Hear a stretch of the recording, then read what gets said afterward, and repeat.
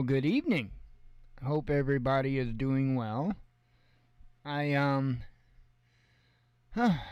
didn't get a ton accomplished today. I got that video out that I said I was going to try to get out, and I got the recipes and stuff over on the website.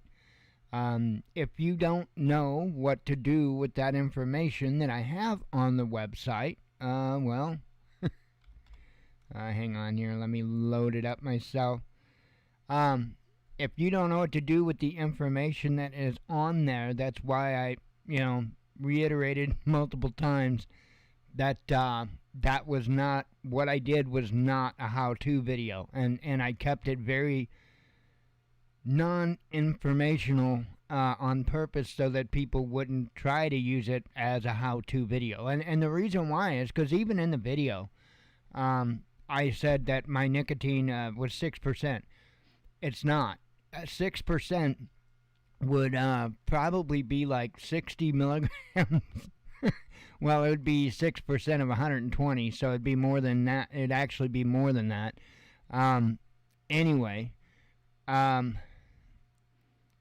yeah, it would be quite a bit more if it was 6% versus 6 milligram. But that's why I don't teach it, because there's calculators and all of that.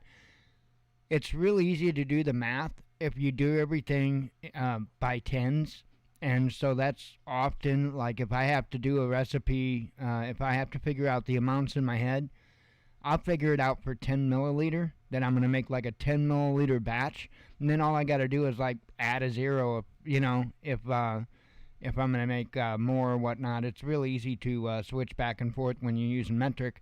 But anywho, if you don't know what to do with those numbers, the 4%, the one, that's because you got to go watch how-to videos on how to make juice.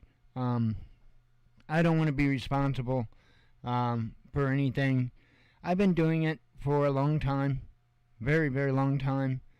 Never had any kind of an incident of any sort. But in today's society, you get sue-happy people, you get safety-solly people, you get you name it, and it's just not worth it. So that's what I'm saying. Plus, I've actually gotten flagged for vaping content here on the show. Not on the show. But like I did a video on the Boulder e-cig, and I did a review on it, and that got flagged. So I mean, it is what it is. There is plenty of information out there. What's that channel I belong to? Hang on 1 second. Very good channel. Let me get hang on. Why will you not? Okay. 1 second. It's at the top of my list. Pretty close to the top, so.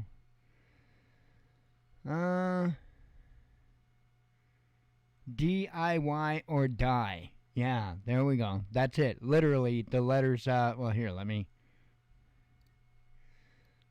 bring them up here on the screen for you. There you go. DIY or die. That's a good channel. Good place to go to learn how to make e-liquid. So it's pretty simple, pretty straightforward. But once you know what that stuff is all about, you'll understand what the percentage is and why there's not an actual just a recipe. Believe it or not, that is a full recipe. That gives you all the flavoring amounts that you need, and the rest is all based upon what strength nicotine you vape, and whatnot. So it's whether or not you're gonna have 50-50 VGPG or 70-30 VGPG, whatever. That's all dependent on what you need and what you prefer. So that's why there's just percentages of flavorings there. TPA is the Perfumer's Apprentice. It's also known as the Flavor Apprentice. flavor jungle. That's self-explanatory. You're going to see a lot of TPA. FW is flavor west. Cap is Capella. And then jungle flavor. Sucralose is sucralose. Sweet strawberry, that's the perfumer's apprentice. Same with vanilla swirl. So, and again, perfumer's apprentice and Capella. So, pretty self-explanatory. Other than that, if you know how to mix your own, from there, that's the recipes I vape. So.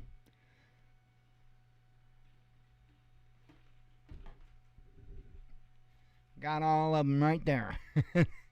Finished products. And like I say, it is what it is. You don't have to have the clean room. You don't have to, it's making e-juice. Some people are just stupid.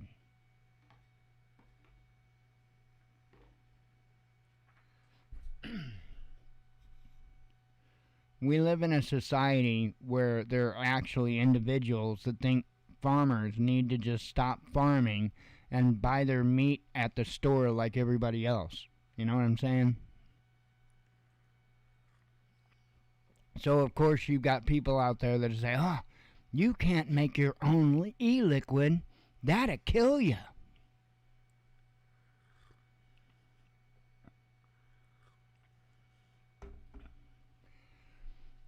Yeah, so will stupidity, but sometimes it takes a while to kick in. I didn't say that. I didn't say that. That's totally wrong for me to have said. Anywho, let's see. Alright, I don't have really, like I say, a lot to talk about, as far as, updates or anything as far as we're concerned. Supposed to get, as least from what, the Amazonians say, we should be getting our 8 cans of our black bean burger tomorrow. So that 8 cans is supposed to come tomorrow, and we do have another 4 ordered that's supposed to come at the end of the month. So cool. I highly urge folks to jump into that. Let me see if they're if they happen to still be on sale. I know I checked earlier today and they were, but yep.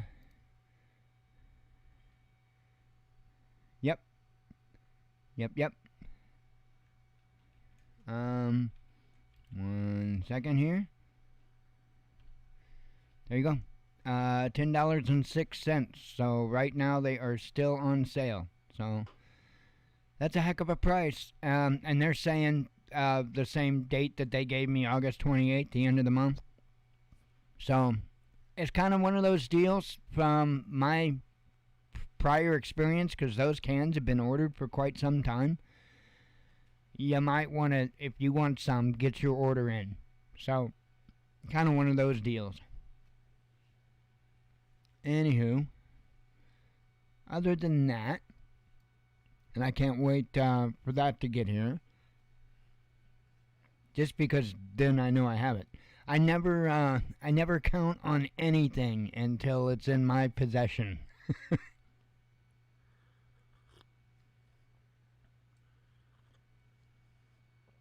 I've learned that lesson the hard way a few times.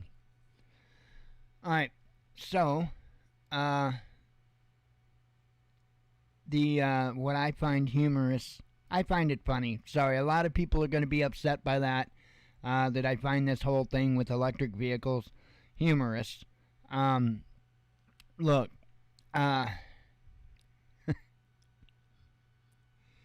humans, they like to hold on to things that they're used to. They like to hang on to things that they're familiar with. Most humans aren't real fond of change. And a lot of it is rooted in uncertainty. And it's just human nature. You can go research it as much as you want. So when I see, because I'm guilty of it too.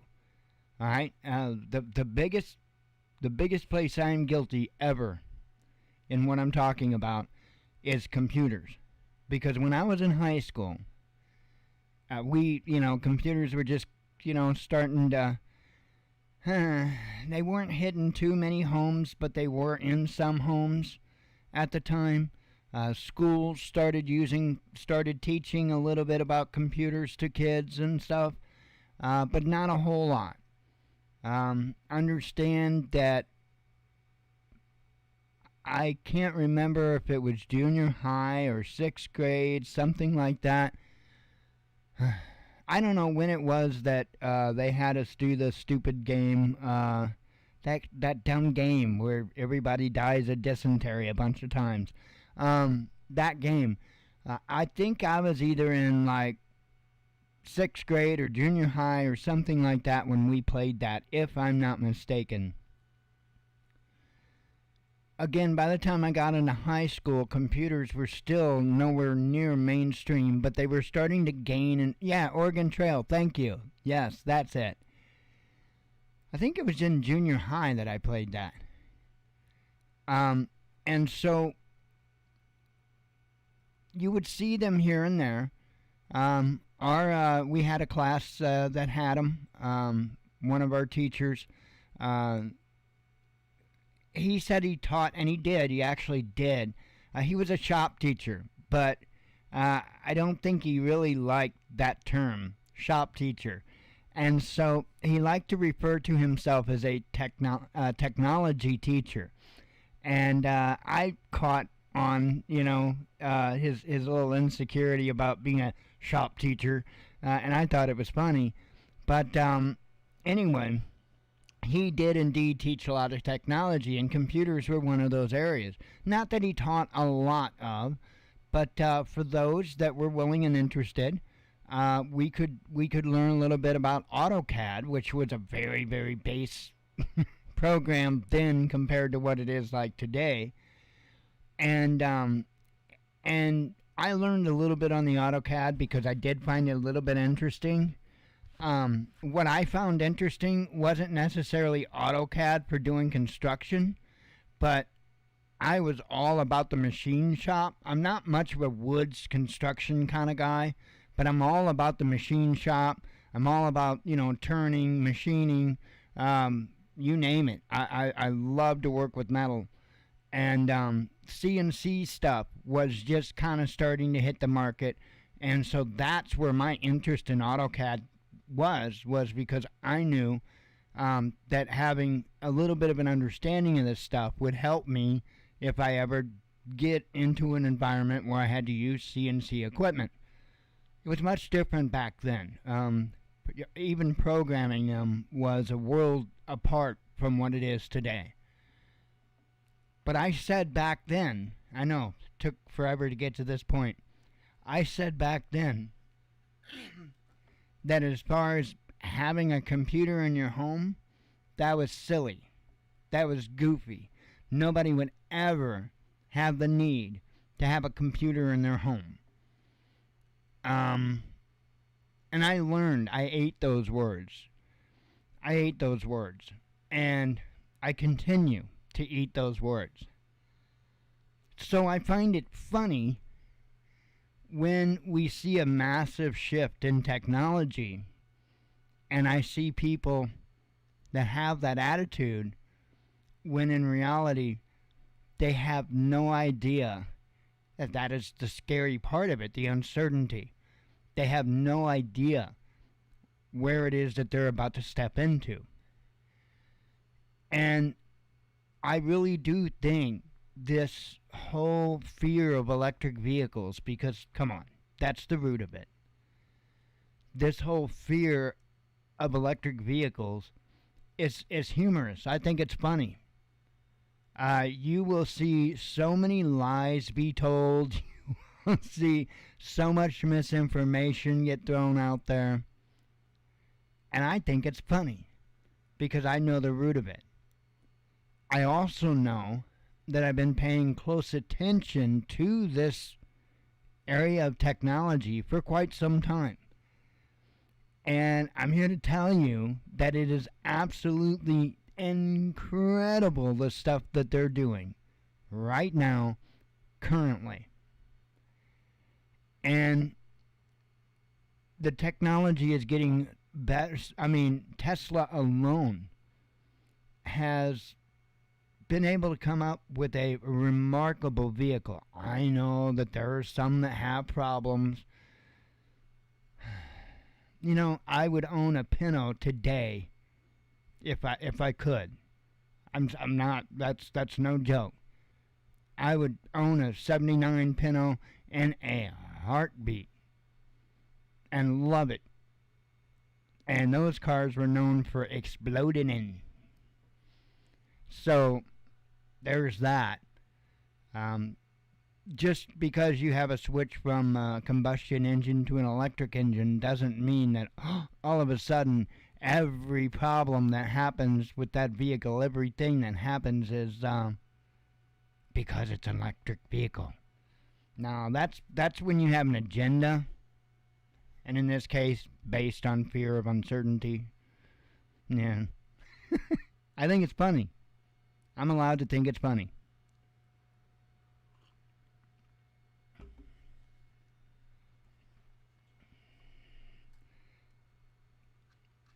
I don't know.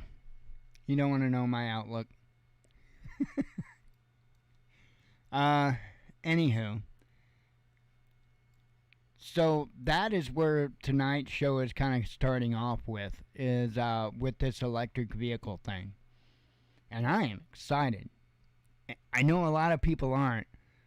I am absolutely excited. Why? Because I'm educated. I don't know how else to put it. Because I'm educated. I know the potential for an electric vehicle versus a combustion engine vehicle. And you can tell some people until you're blue in the face. You can show them all the numbers. You can show them all the proof in the world. And they still think, oh no, it's electric and your battery's going to run dead and you...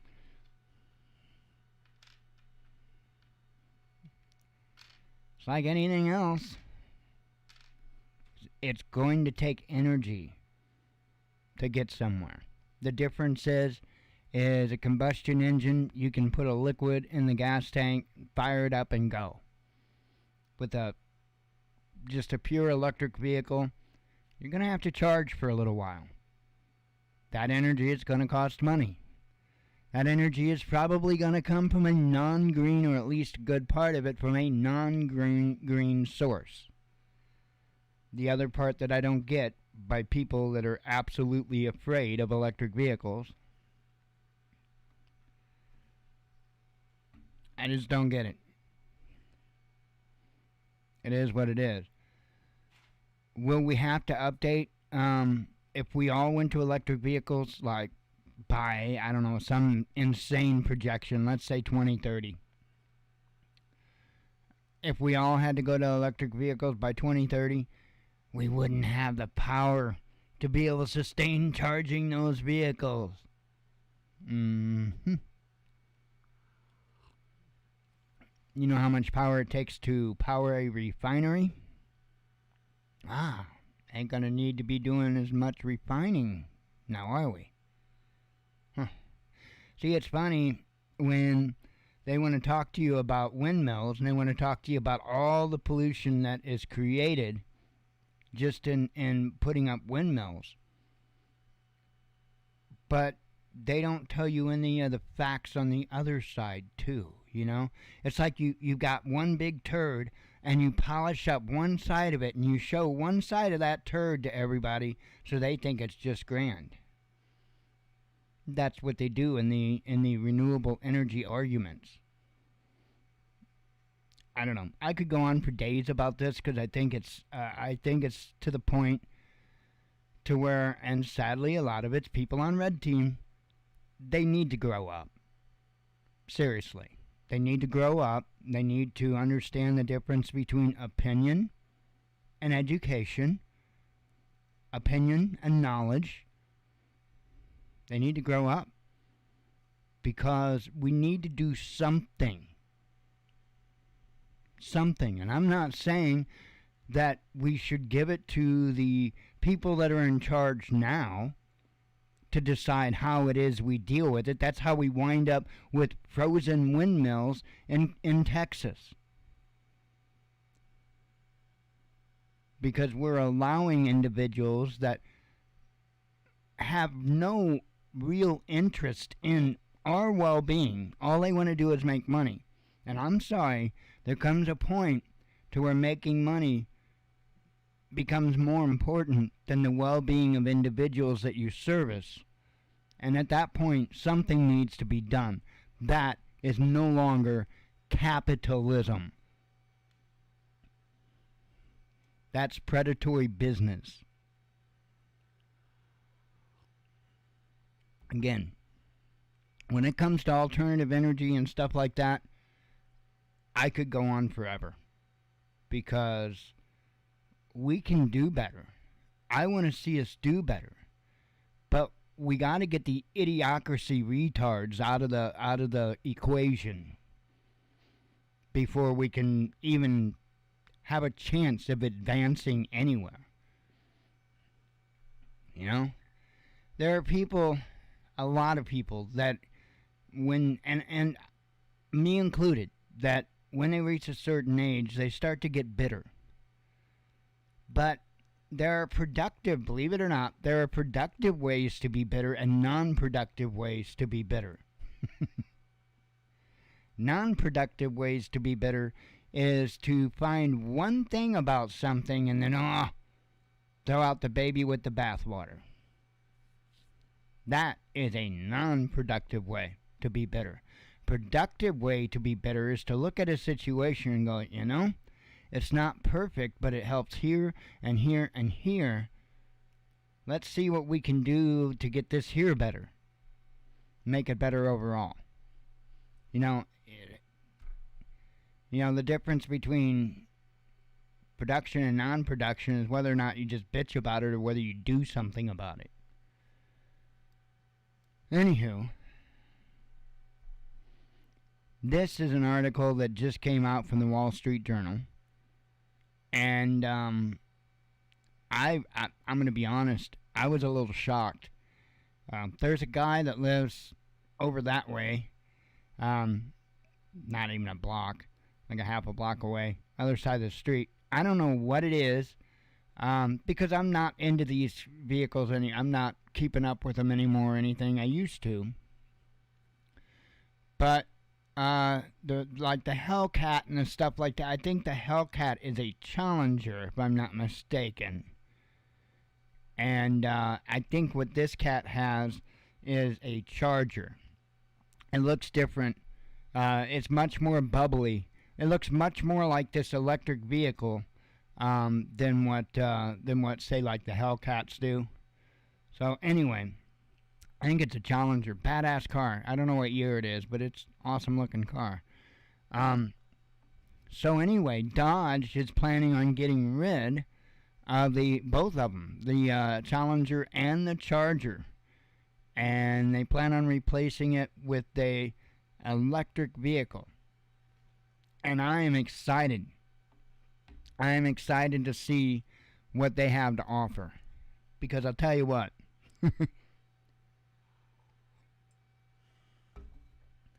The biggest reason I stopped, I'm a guy, right?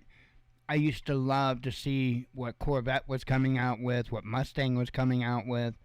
I was a car guy. I love kick-ass cars, muscle cars. And anyway, Chevy and Ford have both been kind of like, meh, right? For a while now, actually, in my opinion. Dodge, in my opinion, has been kicking ass and taking names. Man, their Challenger is just one badass car. And I am anxious to see what they do in the electric vehicle market. Anyway, let me read a little bit of what they have here. Dodge Dodge pisses? I can't even speak. Dodge pitches muscle car fans on EVs as it looks to retire Challenger and Charger models. The 108-year-old brand unveiled a new concept car and plans to sell its first fully electric performance model in 2024. Dodge has built a loyal following of muscle car enthusiasts with models such as the Challenger and Charger, whose loud, powerful engines have long been the main appeal. Now it is betting those buyers will embrace a new kind of muscle, one that runs exclusively on battery power. On Wednesday evening, Dodge unveiled an all-new electric concept car aimed at showcasing its replacement for the Challenger and Charger, which will be discontinued at the end of 2023.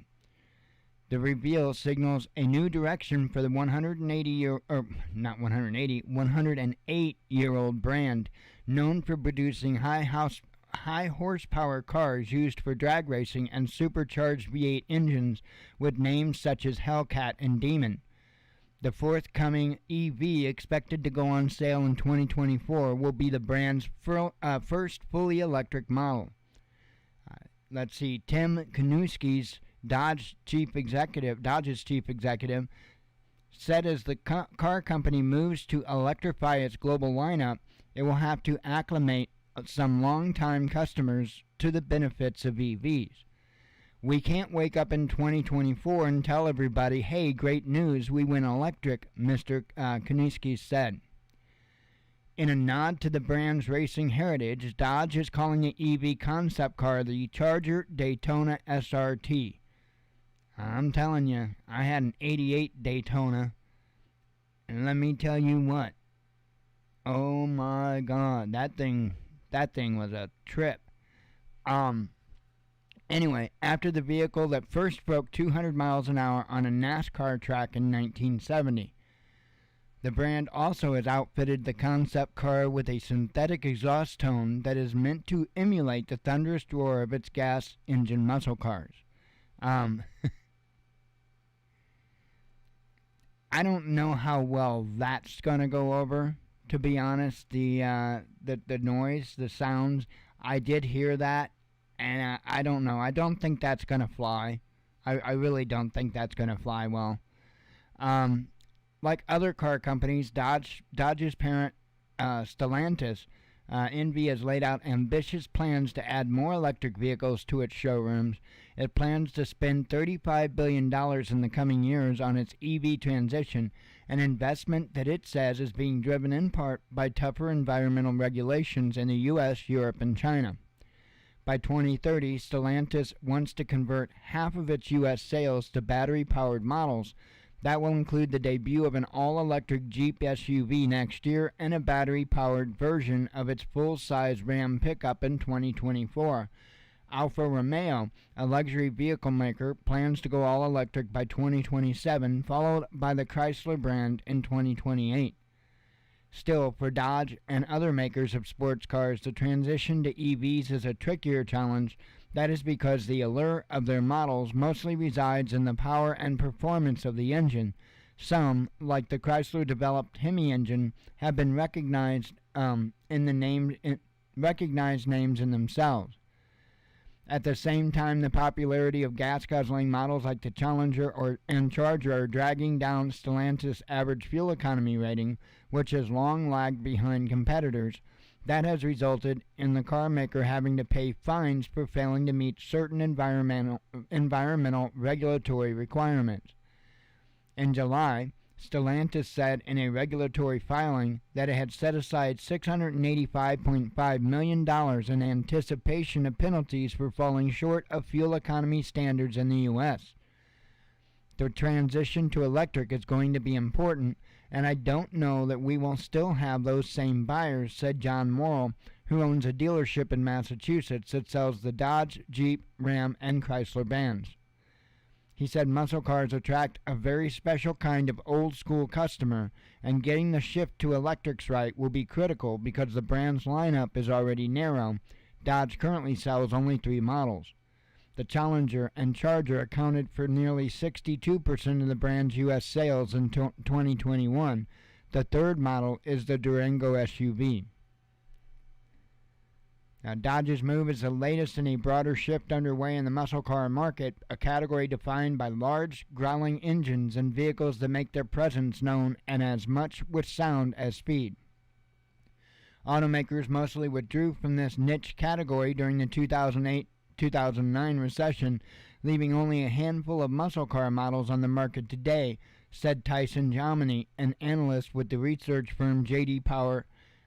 Consumer tastes have also shifted away from big engine sports cars and more toward SUVs that have greater utility, he said. Muscle cars are not able to adapt to people's changing lifestyles, Mr. Jominy added. U.S. sales of the Chevy Camaro, rival muscle car model, have tumbled nearly 70% in the past 5 years to just below 22,000 in 2021. According to industry research firm Words Intelligence, Ford Mustang sales in the U.S. are down roughly 50% during the same period, the firm's data show.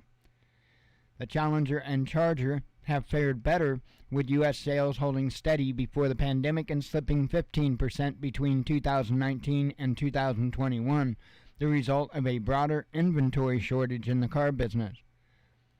Let's see.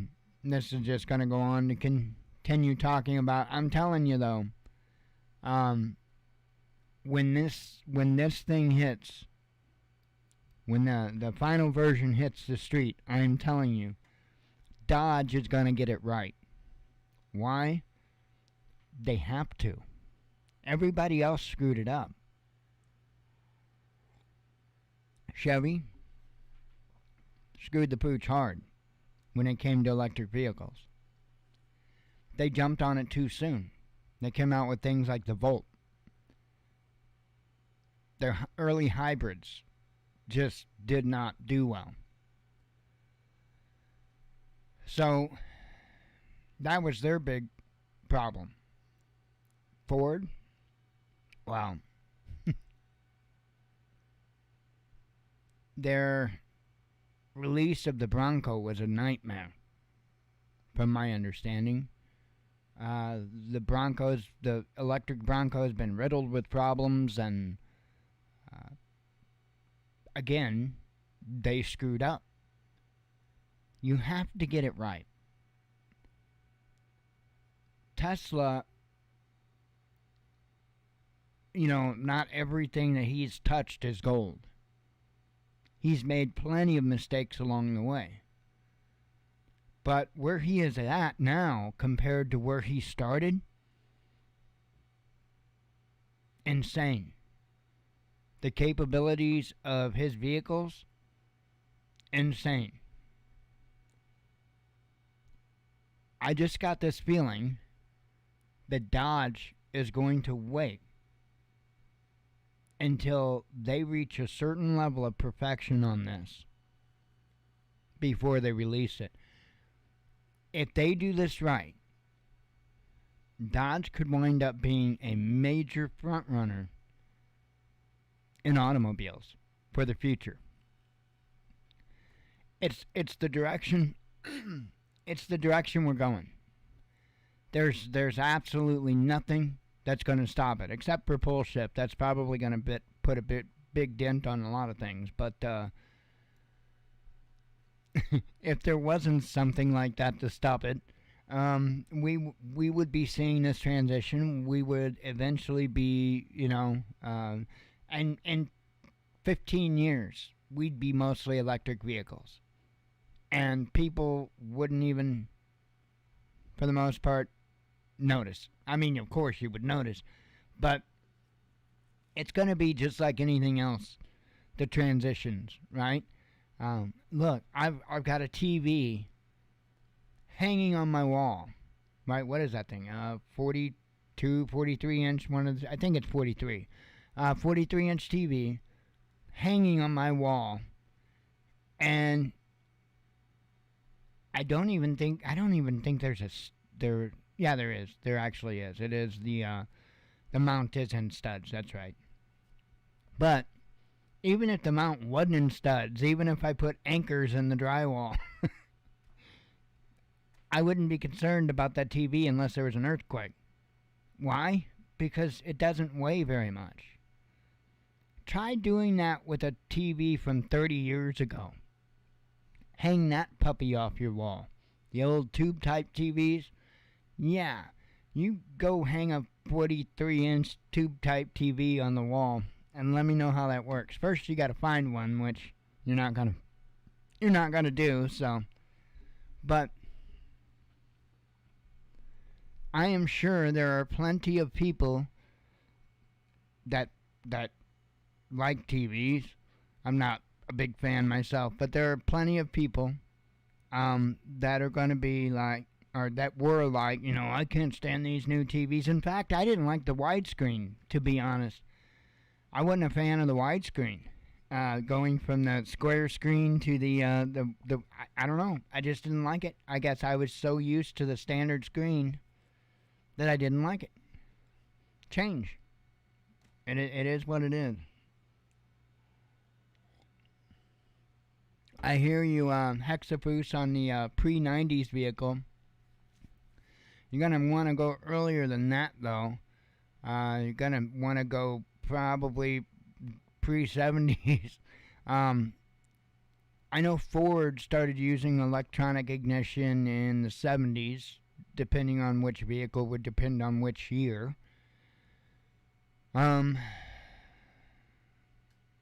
I'm not sure exactly when Chevy switched to the electronic control module and the distributor. I don't think that was too much different from when Ford did it. But yeah, you want to go before electronic ignition, which is going to put you in the 70s, probably closer to the early 70s. Yeah, I've got the TV that I've got here it's a Roku TV, so it's like only a half smart TV. It's not technically a smart TV, but at the same time, it does some of the smart TV kind of functions. I don't have a browser. That's the only thing that kind of bites with a Roku TV is you don't have a browser.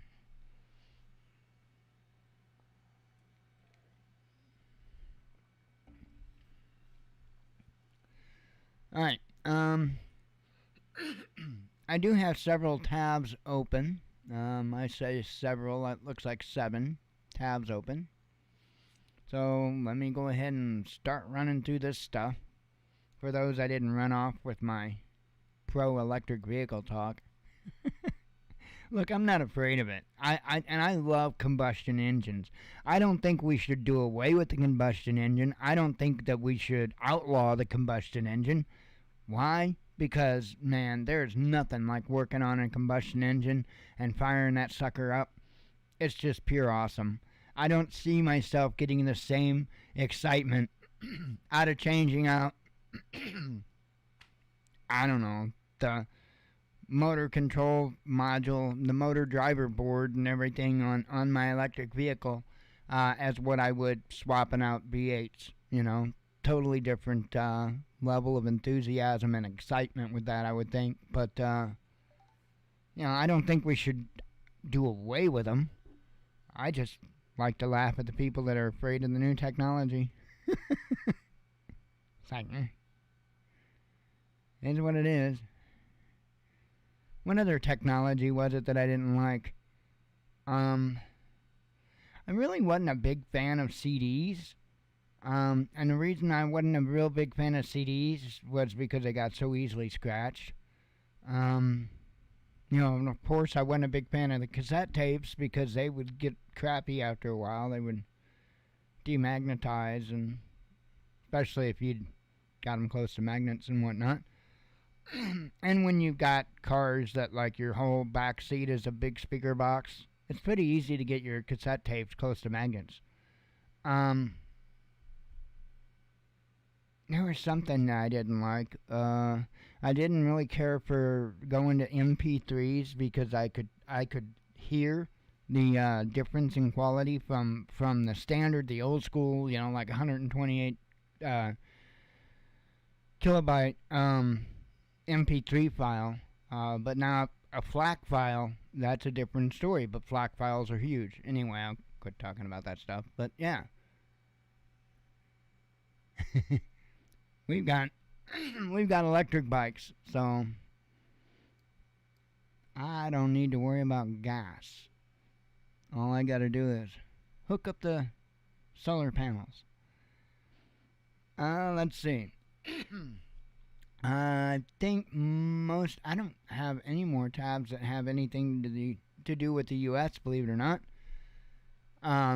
Ukraine planning nuclear provocation on Friday, says Moscow. There is a fair amount of talk about this. There is a fair amount of talk about this, I will say that. Ukraine plans to, this is what the article says, Ukraine plans to carry out artillery strikes on the Russia-controlled Zaporozhye nuclear power plant on Friday, and then accuse Moscow of causing a disaster at the site, the Russian Defense Ministry said on Thursday. The predicted attack will be timed to coincide with the ongoing visit to Ukraine by UN Secretary General Antonio Guterres, Moscow insisted. An official said they had detected the movements of Ukrainian troops indicated a looming provocation. Kiev has deployed units trained in responding to the use of weapons of mass destruction, pre-positioning them to report a radiation leak and demonstrate a purported action to mitigate it, Russian military spokesman Igor Konishnikov said.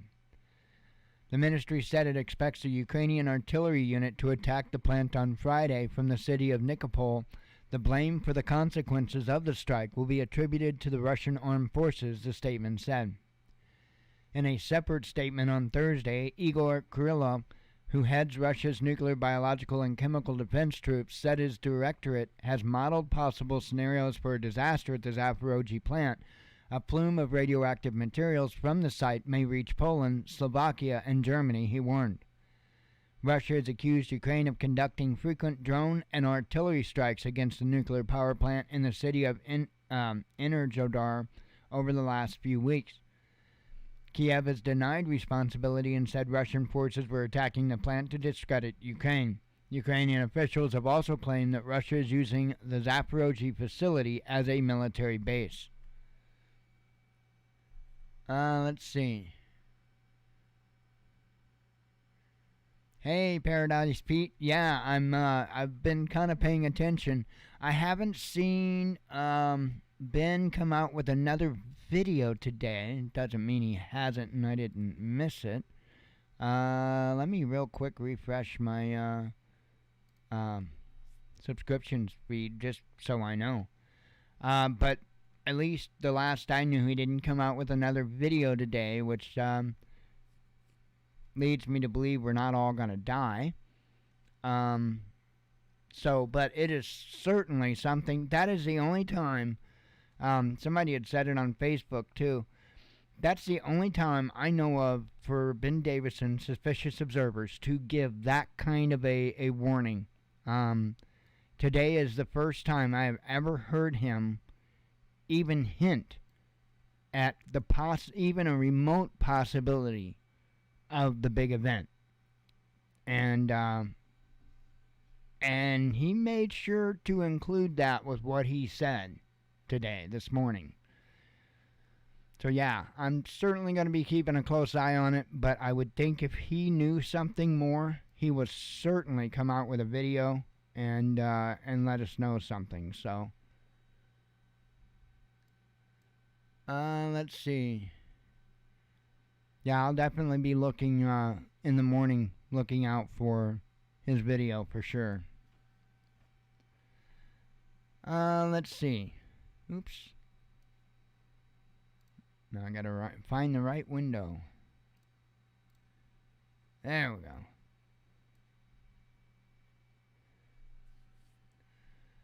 Okay, and then next up, UN warns against suicide attacks on Zaporozhye nuclear plant. UN Secretary General Antonio Guterres had expressed support for an International Atomic Energy Agency mission to visit the Zaporozhye nuclear plant in Russian-controlled territory of Ukraine, but said the trip can happen only if both Moscow and Kiev can agree on terms. Speaking to reporters in Lviv on Thursday, Guterres said the UN had been in close contact with the IAEA and determined that we have in Ukraine the logistics and security capacity to support a mission to Europe's largest nuclear plant. He said the visit would happen from Kiev and only provided both Russia and Ukraine agree.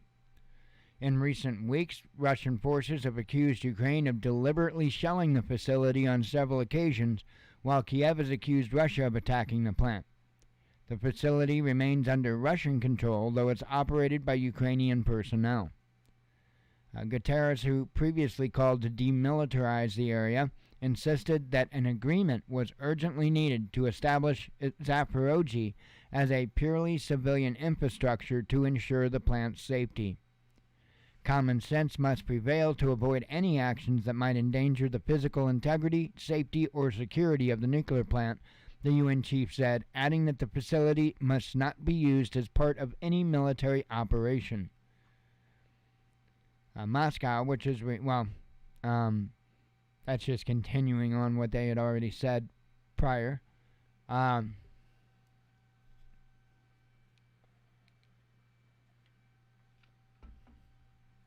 I can certainly see them pulling something.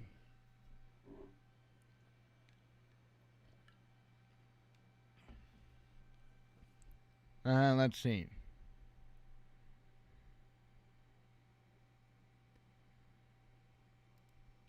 Russia relocates jets armed with hypersonic missiles. This is something else that I figured was probably important to pay attention to. 3 MiG-31 supersonic interceptor aircraft carrying Kinzhal air-to-surface hypersonic missiles have been deployed to Russia's western exclave of Kaliningrad, the country's defense ministry has announced. On Thursday, the planes were relocated to Chvalovsk airfield in Kaliningrad region as part of an additional strategic deterrence measures, the ministry explained. During their flight, the MiG-31s worked out interactions with Russian forces stationed in the area, as well as the naval aviation of the Baltic Fleet, it added. The planes will be placed on 24/7 combat duty in Kaliningrad, according to the Defense Ministry. Russia's neighbor Finland said later on Thursday that the MiG-31s may have violated its airspace over the Gulf of Finland as they were heading to their destination. According to the Finnish Defense Ministry, an investigation has been launched into the incident. Kinzhal, which means dagger in English, can travel at a speed of Mach 12, around 14,800 kilometers per hour, while constantly performing. That don't sound right. I think that's supposed to be Mach 1.2.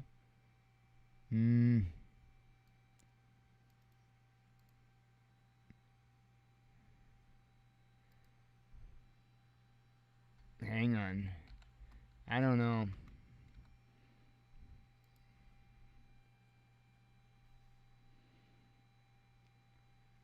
$12.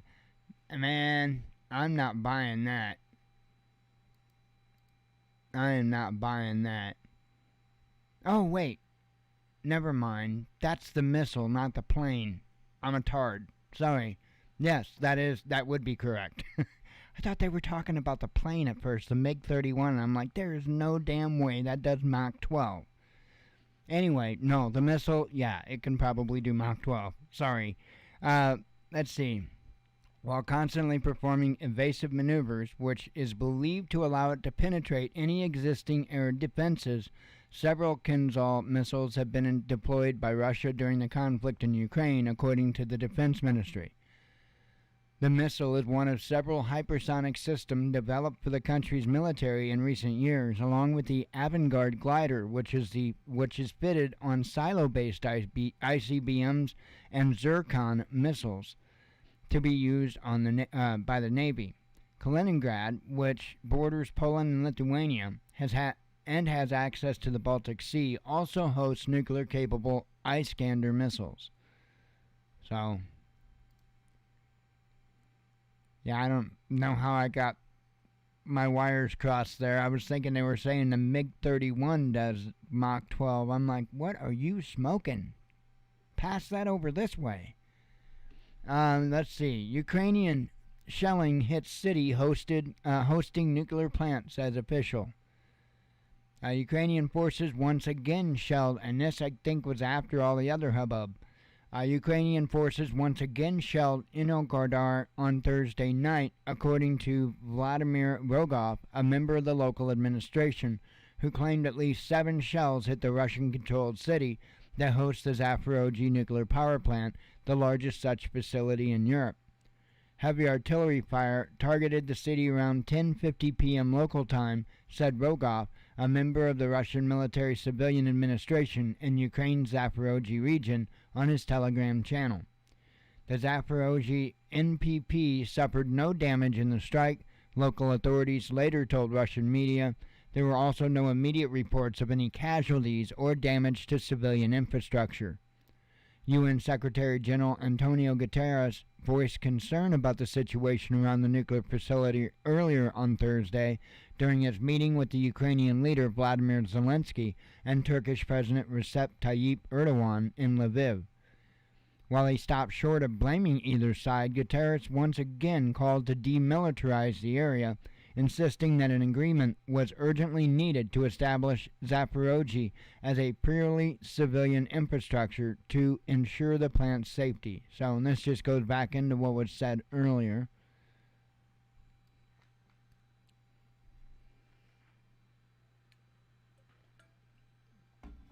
Just kind of taking you along more or less like the events through the day for what's been going on over there, because things are certainly escalating.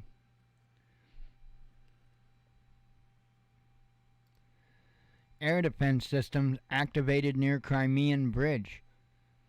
Air defense systems have been activated in the city of Kerch in the vicinity of Crimean Bridge, an advisor to Crimea's governor said on Thursday evening.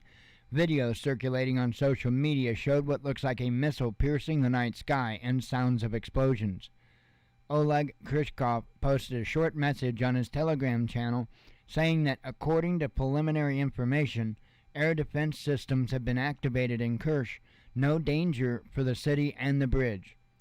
There was a sound similar to that of thunder with car alarms going off as a result, Russia's TASS news agency reported, citing the Kerch City Council. Social media users have been sharing videos which purportedly depict the incident. The footage features a bright object moving across the night sky that looks like a missile, with some videos also capturing the sound of one or several explosions. The operator of the Crimean Bridge, which links the peninsula with the Russian mainland, told journalists that there have been no traffic disruptions along the transport artery.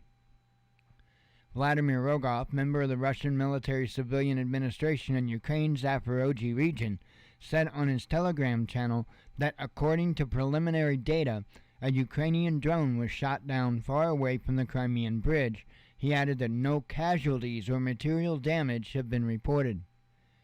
Thursday evening's activity comes amid a series of incidents in Crimea recently. And then it goes back into all the other stuff that went on. And, like I say, they're certainly escalating things. I think there will be a point where Russia says enough.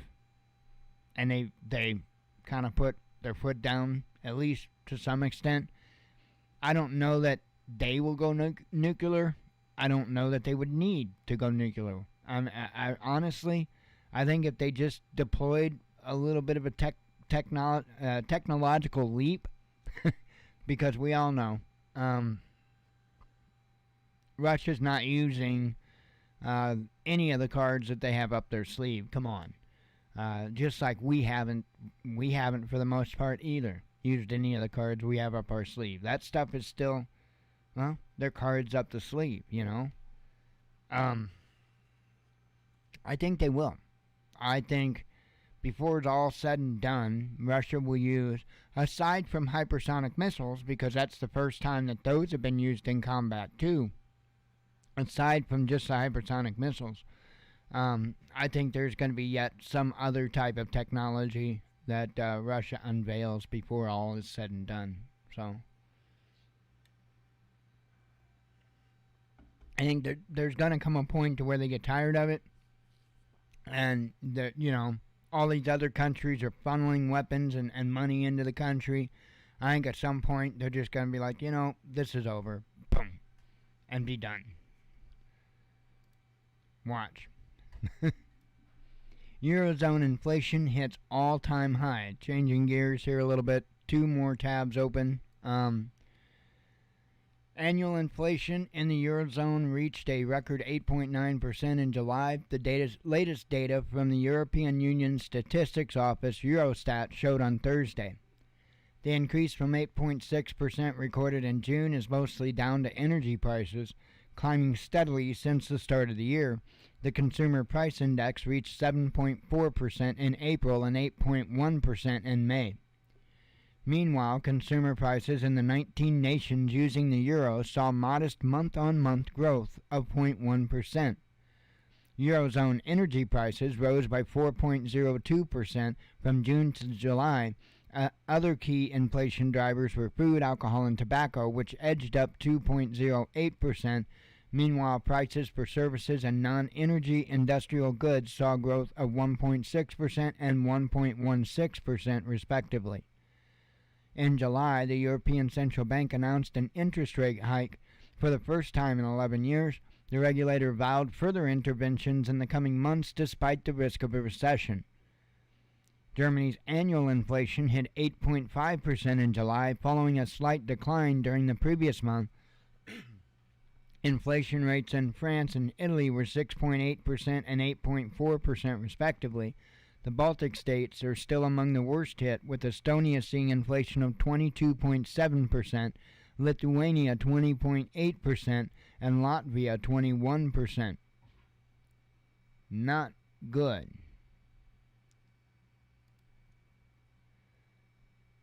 And then,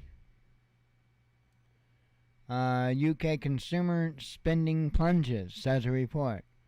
No kidding. And we got the same thing happening over here. Man, people have really pulled back from buying. I'll tell you what, the numbers that have already been seen are concerning, and the numbers I think that we're about to see are going to be very, very concerning. British consumer credit and debit card spending fell sharply over the past week, according to data released on Thursday by the Office for National Statistics. Spending was reportedly 7 percentage points lower in the week to August 11th than in the previous week, and stood at 97% of its level in February 2020, just before the coronavirus pandemic. Consumer behavior indicators showed mostly falling or stable activity in the latest week, the ONS wrote. The UK economy is forecast to enter recession later this year as inflation rates hit double digits in the next couple of months. Consumer prices in the Eurozone have also hit a historic high. Inflation in the 19-member currency bloc has risen by 8.9% in the past year, the highest rate ever recorded, Eurostat reported on Thursday.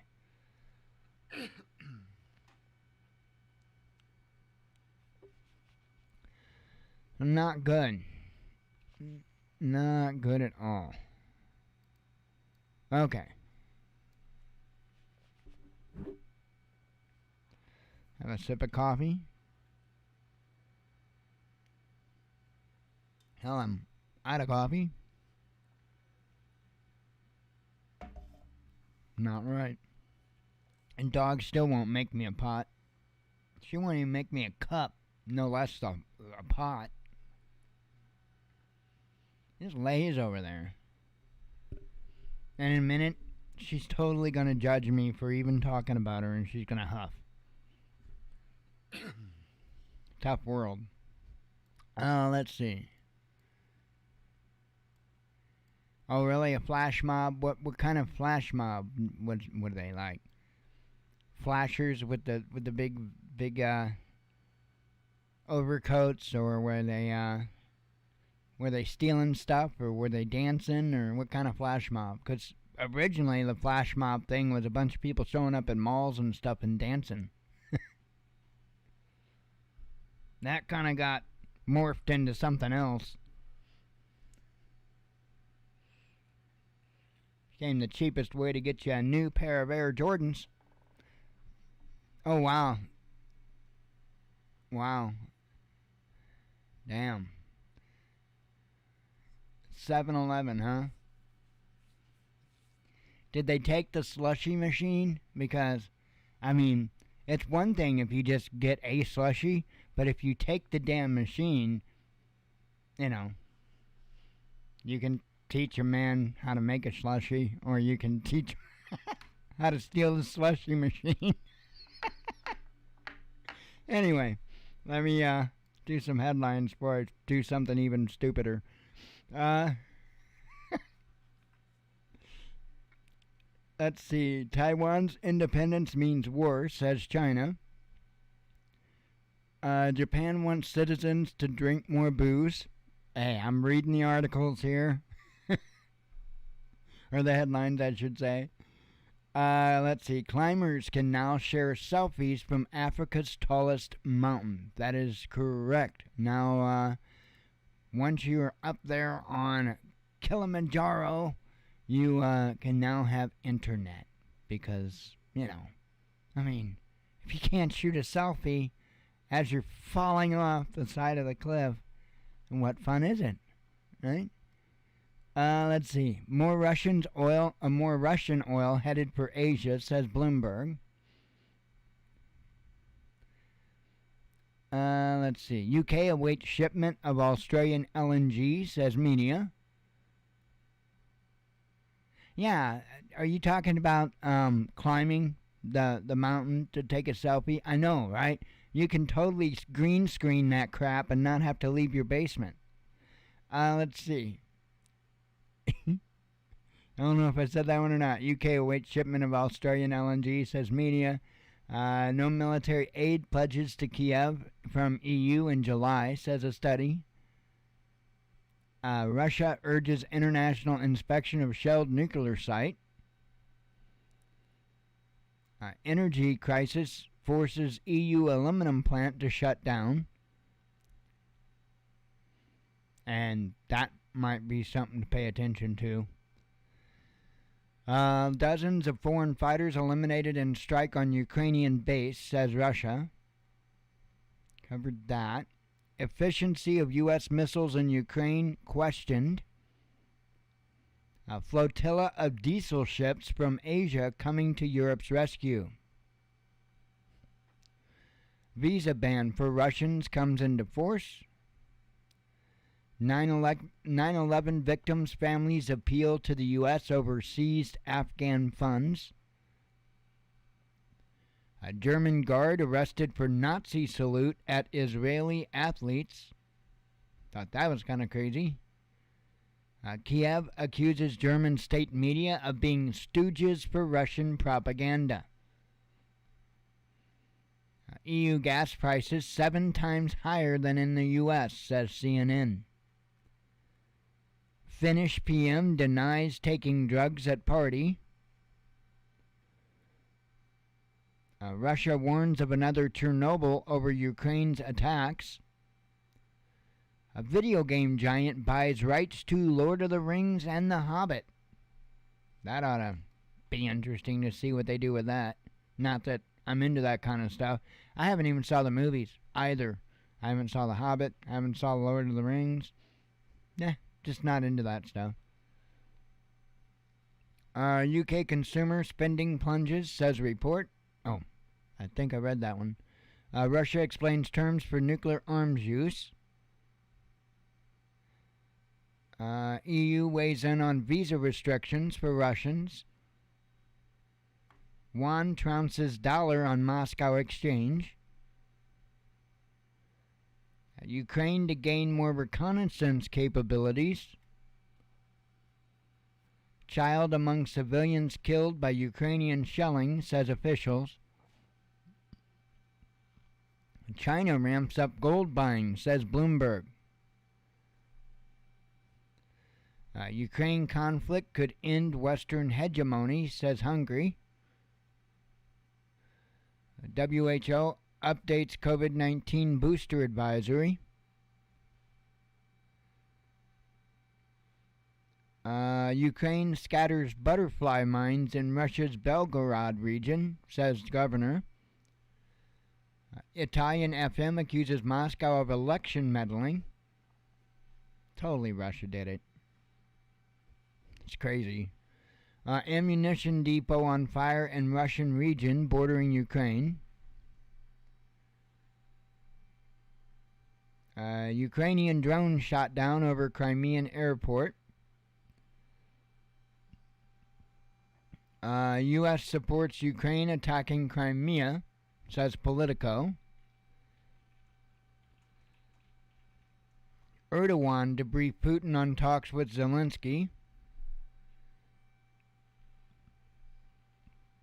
$13 million gold heist busted at Moscow airport. And Ukrainian shelling hits city hosting nuclear plant. Actually, I read that one. So there you go. That is all of the headlines. I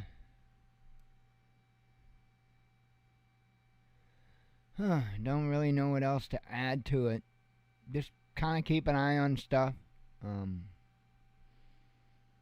Bunch of different areas that could flash up pretty quick, but just mostly keep at it, keep plugging at it, keep working on getting ready. Get what you can when you can, as you can. It all adds up. So, and if you have the opportunity, get in on some of that black bean burger stuff on Amazon. Seriously. Because I think that is going to be an incredible alternative for folks such as myself. Not all of us are in a situation to where we can homestead, or we can do this, or we can do that.